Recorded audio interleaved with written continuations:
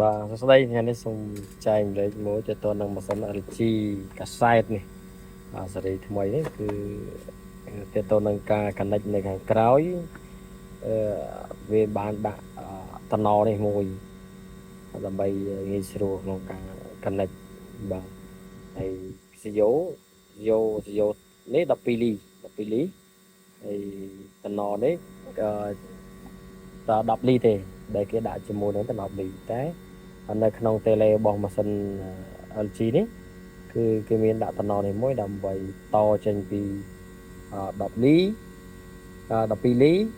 ចេញចូលតំណនេះហើយចេញពីតំណនេះគឺចូល tracker នេះត10លីទេអញ្ចឹងវីដេអូនេះគាត់ចែកម្លែកខ្លះបងប្អូនដែលតម្លើងសិនជា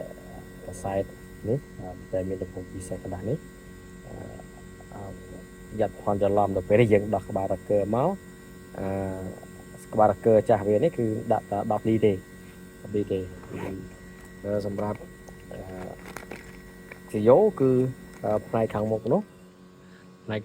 គឺគេរត់12លីត្រូវជាមួយនឹងម៉ាស៊ីនតែម្ដងហើយនេះ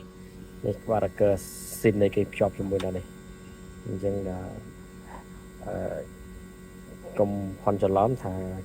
គេរត់ SIO មកអាមុខមិនដាក់ចាប់ត្រូវ12លីត្រូវដល់ខាងក្រៅនេះដាក់12លីអត់ត្រូវអញ្ចឹងនេះកុំភ្លេច check នៅលើកញ្ចប់ tele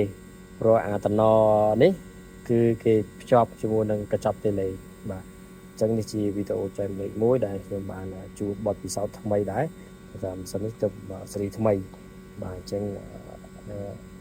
វាអាចនឹងឲ្យបងប្អូនជាងដៃថ្មីមួយចំនួនអាចនឹងផន់ច្រឡំដែរបាទអញ្ចឹងអរគុណច្រើនសម្រាប់ការទស្សនាវីដេអូ